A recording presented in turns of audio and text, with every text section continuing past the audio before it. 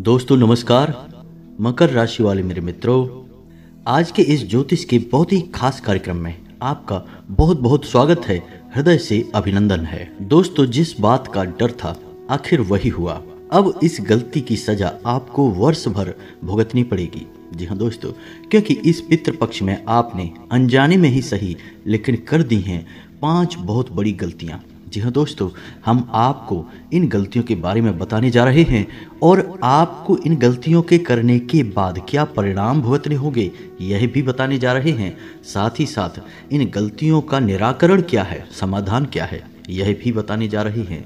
लेकिन इससे भी बड़ी बात और खतरनाक बात आपके लिए यह है कि आपकी राशि में एक ऐसा अनिष्ट ग्रह योग बन गया है, एक ऐसी युति बनी है जो इस पितृपक्ष के अंत तक आपको एक बहुत बड़ी चोट देने वाला है, एक बहुत बड़ी हानि देने वाला है।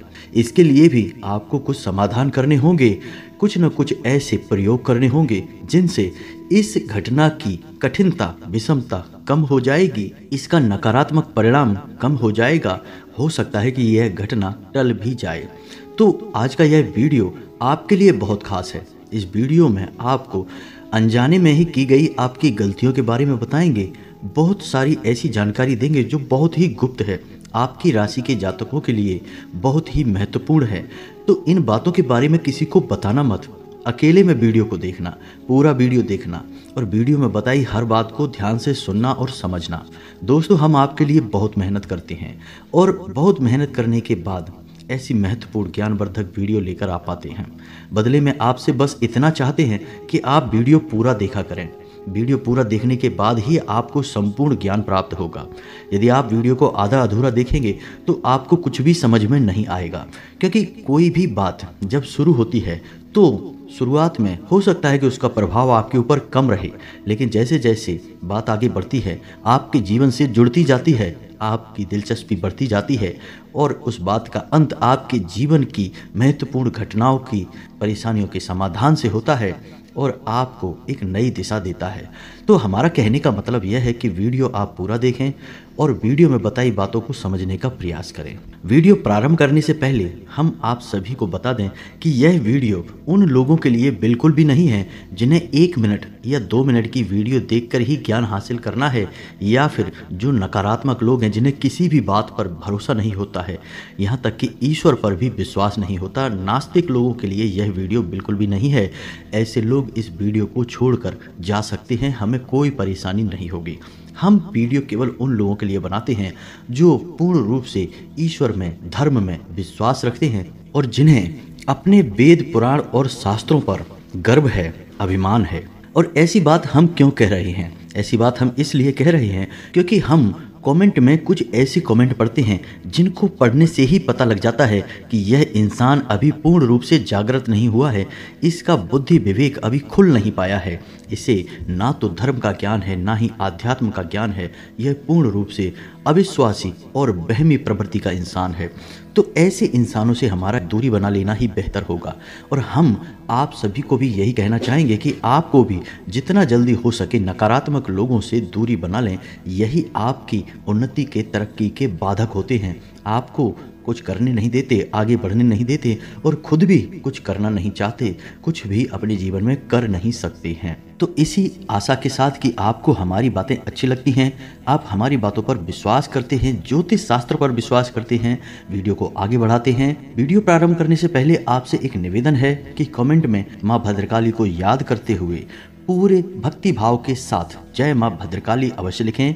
माता का सीधा प्रेम और आशीर्वाद आपको प्राप्त होगा। दोस्तों, हम आपको अब जो बातें बताने जा रहे हैं, आप अपने हृदय पर सच्चे मन से हाथ रखते हुए इन बातों को याद करना और मन में सोचना कि ये घटनाएं आपके जीवन में घटी हैं कि नहीं, आपने ये कार्य किए हैं या नहीं। यदि हमारे द्वारा बताई गई बातें आपको सत्य लगें तो आप इन बातों के बाद होने वाले परिणाम को भी जान लें और समाधान भी समझ लें। क्योंकि दोस्तों, आप माने या ना माने, लेकिन जीवन वैसा नहीं है जैसा आप इसे समझ रहे हैं। यह कोई खेल नहीं है, यह ऊर्जाओं का, वातावरण का और अनेक प्रकार की अच्छी बुरी शक्तियों का एक मेल है, जिनसे हमारे जीवन में कई प्रकार के बदलाव आते रहते हैं। क्यों कभी कभी हमें पूर्ण रूप से मेहनत करने के बाद भी फल प्राप्त नहीं होते और कभी कभी थोड़ी बहुत मेहनत करने से ही अच्छे परिणाम प्राप्त हो जाते हैं। क्यों कभी कभी अच्छे लोग भी बुराई करने लगते हैं और बुरे लोगों से भी अच्छाई देखने को मिल जाती है। क्यों ऐसा होता है दोस्तों कि जो कभी हमारा बहुत अच्छा मित्र हुआ करता था वह हमारा बहुत बड़ा शत्रु बन जाता है। और इसी के चलते कभी कभी हमें ऐसा लगने लगता है कि जीवन हमारी बुद्धि से, हमारी समझ से परे है। कभी कभी तो हम बहुत ही हारा हुआ, थका हुआ महसूस करते हैं। ऐसा केवल इसीलिए होता है क्योंकि जीवन को पूर्ण रूप से समझने के लिए जीवन की गहनता समझना आवश्यक है और एक विस्तृत नजरिया होना आवश्यक है। यदि आप छोटे संकुचित नजरिए से कि आपने मन में जो लगता है बस वही सही है, यह मानकर जीवन को जीते हैं तो आप निश्चित तौर पर ठोकर खाएंगे। आपको दूसरों के द्वारा कही गई बातों का सम्मान करना होगा क्योंकि उन्हीं में से कुछ बातें बड़ी ही महत्वपूर्ण होती हैं, ज्ञान की होती हैं, जीवन को बदलने वाली होती हैं। लेकिन आप यदि जिद्दी प्रवृत्ति के हैं तो आप कुछ भी स्वीकार नहीं करेंगे, अंत में आपकी हार ही होगी, यह तय है। तो अब ध्यान से सुनिए कि आपने कौन सी ऐसी गलतियां कर दी हैं जिनसे पितृपक्ष में आपके पितृ निश्चित तौर पर आपसे नाराज हो जाएंगे।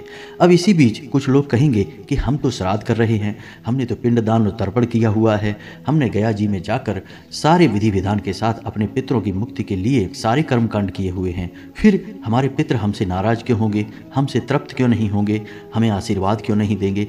दोस्तों हम आपको बता दें कि ये सारे के सारे संस्कार और कर्मकांड, इनका महत्व तो है लेकिन इतना अधिक महत्व नहीं है वह आपके जीवन और आपके कर्मों से भी ज्यादा शक्तिशाली हो जाए। कहने का मतलब यह है कि यदि आपके कर्म अच्छे नहीं हैं और आप अपने पितरों के लिए कितना ही अच्छे से अच्छा श्राद्ध का आयोजन करा लें या कोई भी और क्रिया कर्म या कर्म कांड कर लें, आपके पितृ आपसे प्रसन्न नहीं होंगे क्योंकि वे आपसे चीज़ों की मांग नहीं करते हैं, वे आपसे व्यवहार की मांग करते हैं, आपसे मानसिकता की मांग करते हैं, आपके कर्मों की शुद्धता की मांग करते हैं। तो आप ध्यान से सुनिए, आप अपने हृदय पर हाथ रखकर बताइए कि आपने पिछले 3 दिनों में किसी से क्रोध किया है या नहीं किया है, आपको क्रोध आया है या नहीं आया है। अब आप चाहे दिखावटी तौर पर ऊपर से किसी को ना बताएं लेकिन मन में आपको क्रोध अवश्य आया था। आपको अपने क्रोध को सकारात्मक ऊर्जा में बदलना होगा। दोस्तों आपके पितृ कोई इंसान नहीं है, कोई जीव जंतु नहीं है जिनके पास आंखें हैं, तो आप उन्हें जो दिखाएंगे उसे वो देख लेंगे, आप उन्हें जो देंगे उसे वो ले लेंगे। आपके पितृ अब इस संसार को छोड़कर जा चुके हैं, वे ऊर्जा स्वरूप हैं, आपके हर एक भाव को, मन को समझते हैं, उन्हें आप अंतर्यामी कह सकते हैं, इसीलिए तो उन्हें देवता कहा जाता है। तो आपके मन में जो भाव उत्पन्न हो रहे हैं उन्हें भी वो देख रहे हैं और असल में उनका ही महत्व सबसे ज़्यादा है। तो आप ध्यान से सुनिए, आपने क्रोध किया है, यदि आपने क्रोध किया है तो आपके पितृ निश्चित तौर पर आपसे खुश नहीं हैं क्योंकि वो नहीं चाहते कि आप उनके वंशज हैं और आप एक गलत व्यवहार करें, आप किसी को पीड़ा दें, किसी को तकलीफ दें, अनजाने में ही सही लेकिन आपके हाथों किसी को पीड़ा अवश्य प्राप्त हुई है, महिला का अपमान हुआ है, आपके दरवाजे से कोई ना कोई खाली हाथ अवश्य गया है। अब आप कह सकते हैं कि कौन चला गया हमें कैसे पता चलेगा, नहीं आपको पता चला है, आपके घर में रहने वाले लोगों को पता चला है। आपके पितृ केवल आपके पितृ नहीं हैं, आपके घर के सभी लोगों के पितृ हैं, पूर्वज हैं, तो उनका भी यह धर्म है कि आपके दरवाजे से कोई खाली हाथ वापस ना जाए। अब आप एक बात का और जवाब दीजिए कि पहली रोटी गाय की और आखिरी रोटी कुत्ते की और माड़ा हुआ आटा घर में नहीं रखना है। यह नियम आपने अभी चालू किया है? नहीं, अभी नहीं किया है, क्योंकि हम जानते हैं कि आपकी राशि के जातकों के साथ बड़ी समस्या यही है कि आप हर बात सुनते बहुत ध्यान से हैं लेकिन आप हर बात को बहुत हल्के में ले लेते हैं। इसी वजह से आप परेशान भी हो जाते हैं। जी हाँ दोस्तों, आपको लगता सब कुछ अच्छा है, बातों का आप सम्मान भी करते हैं, लेकिन उन्हें अपने जीवन में उतारने में आपको बड़ी कठिनाई होती है। कभी कभी आपका स्वभाव थोड़ा सा शक्की हो जाता है, बहमी हो जाता है, आप कुछ चीज़ों पर जल्दी से विश्वास नहीं होता, या फिर विश्वास होता भी है तो थोड़ी देर बाद वह विश्वास कम हो जाता है या गायब हो जाता है। दूसरों की बातों में बरगलाने में आप जल्दी आ जाते हैं। और हमने आपको अपने पिछले वीडियो में यह भी बताया था कि आप अपने घर में एक पान का पत्ता अवश्य रखा करिए। जब भी आप घर से बाहर निकलें, पान के पत्ते में से थोड़ा सा टुकड़ा खाकर यानी अपने मुंह में रख कर घर से बाहर निकला करें। दोस्तों हमने आपको यह भी कहा था कि आप अपनी जेब में एक लौंग का जोड़ा भी रखकर बाहर निकलें और जब आप घर के अंदर वापस प्रवेश करें तो उस लौंग के जोड़े को पीछे की ओर फेंक दें। इससे कोई भी नकारात्मक ऊर्जा आपके ऊपर हावी नहीं होगी। लेकिन आपने इन सब बातों पर भी यकीन नहीं किया और अभी अपने जीवन में इन्हें भी लागू नहीं किया। दोस्तों, हम बहुत ही शोध के बाद, बहुत ही आकलन के बाद इन सब बातों को आपको बताते हैं, और ये बातें केवल हम आपको नहीं बता रहे हैं, और भी अन्य लोगों को इन बातों के बारे में बताते हैं, और उन्हें इन बातों से बहुत बड़े चमत्कारी परिणाम प्राप्त होते हैं। तब ये बातों की सत्यता साबित हो जाती है, तभी हम आपको ये बातें बताते हैं। आप पूर्ण रूप से विश्वास रखते हुए इन बातों को माना करिए। दोस्तों, अब आप ध्यान से सुनिए कि आपने मछलियों को दाना खिलाने वाली बात और अपनी छत पर चिड़ियों को कुछ ना कुछ खाने के लिए देने वाली बात भी अभी तक मानी नहीं है। दोस्तों, आप इन बातों पर भी अमल करिए। ये सारी बातें आपको आगे बढ़ाएंगे, आपको पितरों का आशीर्वाद दिलवाएंगी। आपके हाथों से किसी महिला का अपमान हुआ है, महिला को पीड़ा प्राप्त हुई है, आपको यह नहीं करना है। साथ ही साथ आपके घर के जो बड़े बुजुर्ग हैं, आपने उनके साथ भी समय नहीं बिताया है, उनकी भी सेवा नहीं की है। आपको यह भी अवश्य करना है, उनके साथ समय बिताना है, उनकी सेवा करनी है, क्योंकि वे भी हमारे पितृ और पूर्वज ही होने वाले हैं, हमारे घर के बुजुर्ग हैं। और सबसे महत्वपूर्ण बात कि हमने आपसे कहा था कि आपको पितृपक्ष में खान पान का विशेष ध्यान रखना है। कोई भी तामसिक वस्तु का सेवन आपको नहीं करना है। लहसुन, प्याज, मसालेदार चीज़ें और मांस, मदिरा आदि का सेवन आपको भूलकर भी नहीं करना है। लेकिन आपने इस बात को भी ध्यान से नहीं समझा और इनको अपने जीवन में उपयोग नहीं किया। दोस्तों, इनसे तमस बढ़ता है और तमस से क्रोध बढ़ता है, और क्रोध ही आपके जीवन की बहुत बड़ी समस्याओं का मूल कारण भी है। तो अब ऐसा हो सकता है कि किसी जातक के जीवन पर ये जो बातें हमने आपको बताई हैं, इनमें से एक दो बातें फिट ना बैठें, लेकिन ज़्यादातर बातें आपके जीवन में फिट जरूर बैठेंगी। तो अब ध्यान से समझिए कि ऐसे में आपको क्या करना है। आपको एक नियम निश्चित तौर पर बनाकर रखना है। ध्यान से सुनिए कि आपको सूर्य को अर्घ अवश्य देना है। अर्घ देते समय पूरा विधि विधान हमने आपको पहले भी वीडियो में बताया है, अभी भी बता रहे हैं कि आप जल में काले तिल मिलाइए, थोड़ा सा गुड़ मिलाइए, सिर पर कोई कपड़ा रखिए और ओम घृणी सूर्याय नमः इस मंत्र का जाप करते हुए सूर्य को अर्घ दीजिए। मंत्र आपको कम से कम 11 बार बोलना है। जो जल आप सूर्य को अर्पित कर रहे हैं उसके छींटे आपके ऊपर नहीं आने चाहिए, और आपको नंगे पैर ही सूर्य को अर्घ देना है। जी हाँ दोस्तों, इससे आपके पितृ बहुत प्रसन्न होते हैं। किसी गरीब को, भूखे को भोजन आपको अवश्य कराना है। छोटी कन्याओं को भी आपको खाने पीने वाली वस्तुएं अवश्य देनी है, और आपके घर का जो सबसे छोटा सदस्य है, कोई बालक है यदि, तो उसे जो भी खाने में अच्छा लगता हो उसे वह खाने के लिए अवश्य देना है। इससे आपके द्वारा की गई गलतियों की क्षमा हो जाएगी, आपके पितृ आपसे प्रसन्न हो जाएंगे। और कम से कम एक बार आपको यह मौका अवश्य निकालना है कि मछलियों को खाने के लिए दाना अवश्य देना है, और इन आचरण को, इन गलतियों को अब आगे नहीं दोहराना है। फिलहाल पितृपक्ष के समाप्त होने तक तो नहीं दोहराना है। अब आप इन सब बातों को यदि मानकर चलते हैं तो आप निश्चित तौर पर फर्क महसूस करेंगे। अन्यथा हम आपको बता दें कि पितृपक्ष समाप्त होने के बाद आपके जीवन में जो समस्याएं आएंगी, पहली समस्या कि आपकी धन की आवक में रुकावट आएगी, पैसे को लेकर परेशानियां बहुत अधिक बढ़ जाएंगी। अब आपके पितर आपको परेशान नहीं करेंगे, ना ही आपके पितर आपको श्राप देंगे, बस आपकी पितरों की जो सकारात्मक ऊर्जा है। दोस्तों समझिए कि पितरों का श्राप क्या होता है। पितर कोई इंसान नहीं है जो आपको बोलकर श्राप दे देंगे। जब आपके पितरों ने इस संसार को छोड़ा तो उन्होंने इंसान के सभी भावों को भी यहीं पर छोड़ दिया, तो अब वे कोई इंसान नहीं है। अब पितृ एक ऊर्जा है। हम पिछले वीडियो में भी आपको बता चुके हैं कि सूर्य की किरणों को धारण करके यह ऊर्जा इस संसार में आती है। तो पितृ एक ऊर्जा है, और जब आप अपने कर्मों का सही हिसाब किताब रखते हैं, सही आकलन करते हुए जीते हैं, तो यह ऊर्जा आपके जीवन में शामिल रहती है। और जहाँ सकारात्मक ऊर्जा होगी वहाँ कोई नकारात्मक ऊर्जा नहीं आ सकती, यानी भूत प्रेतों की ऊर्जा नहीं आ सकती है। तो सीधी सी बात हो गई कि आपके पितरों का आपको आशीर्वाद प्राप्त हो गया। और यदि आपकी पितरों की ऊर्जा आपके आसपास नहीं है तो फिर नकारात्मक ऊर्जा आएगी, क्योंकि कोई ना कोई ऊर्जा तो रहेगी ही। ऊर्जा के बिना तो संसार में एक कोना भी खाली नहीं हो सकता, तो आपका जीवन कैसे खाली हो जाएगा। तो यदि सकारात्मक ऊर्जा नहीं है तो फिर नकारात्मक ऊर्जा आपके जीवन में होगी। तो पितरों की जो सकारात्मक ऊर्जा है, यदि वह आपके जीवन में शामिल है तो सबसे पहला सुख आपको धन का सुख प्राप्त होता है। आपको पैसे रुपए को लेकर कभी कोई परेशानी नहीं आती है। आपके द्वारा कमाया गया पैसा आपका संचित होता है, सेविंग आपकी बढ़ती है, कर्जे वगैरह समाप्त हो जाते हैं, काम धंधे व्यापार बहुत अच्छे चलते हैं। सबसे बड़ी बात कि घर के लोगों में आपसी प्रेम बना रहता है। जी हाँ दोस्तों, लड़ाई झगड़े नहीं होते, मनमुटाव नहीं होते हैं और घर के बच्चे बड़े लोगों का यानी घर के बड़ों की हर बात मानते हैं और पूरे लिहाज के साथ, पूरे तौर तरीकों के साथ जीवन यापन करते हैं। घर का मान सम्मान बढ़ता है, घर के लोगों का समाज में रुतबा दबदबा बढ़ने लगता है। पितरों की सकारात्मक ऊर्जा का यही परिणाम होता है।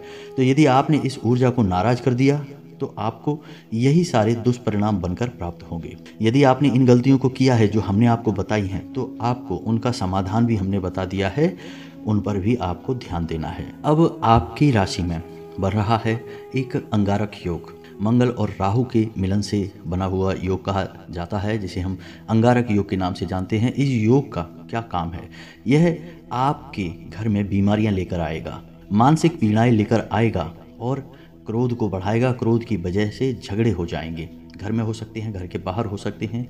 और सबसे बड़ी बात कि यह किसी को, घर के सदस्य को या आपको या आपके घर के किसी सदस्य को इतना अधिक बीमार कर सकता है कि वह मृत्यु के करीब पहुंच जाएगा। तो आपको क्या करना है? ऐसे में आपको 2 काम करने हैं। पहला काम यह है कि आपको भगवान भोलेनाथ को जल अर्पित करना है। जब तक पितृपक्ष समाप्त नहीं होता है तब तक लगातार रोज भगवान भोलेनाथ को जल अर्पित करना है।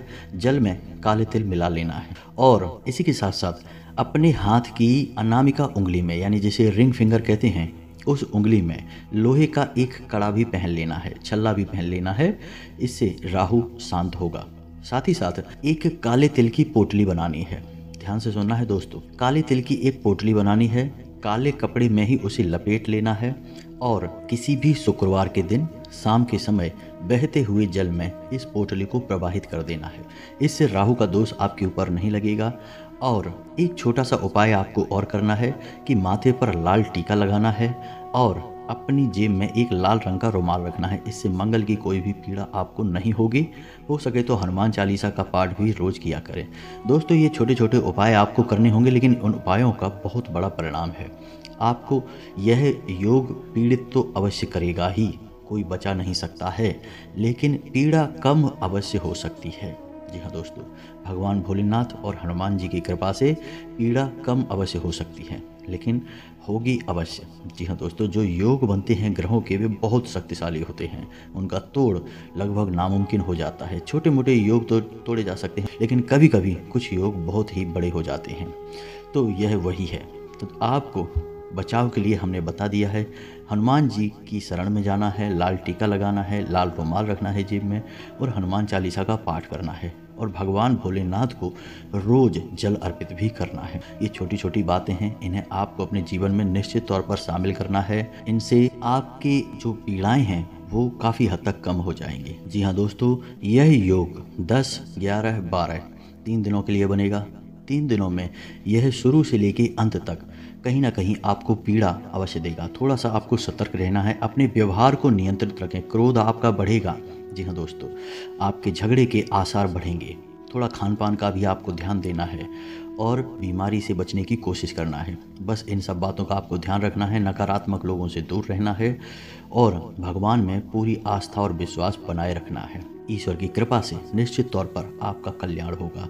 इसी के साथ साथ आज के इस वीडियो को विराम देते हैं। आपके यदि कोई प्रश्न है तो आप कमेंट करके पूछें, हम प्रश्नों के जवाब देने की पूरी कोशिश करेंगे। कमेंट में पूरे भक्तिभाव के साथ जय माँ भद्रकाली अवश्य लिखें। माता का सीधा प्रेम और आशीर्वाद आपको प्राप्त होगा, माता की कृपा आपको प्राप्त होगी। मिलते हैं अगले ज्ञानवर्धक वीडियो में, तब तक के लिए धन्यवाद।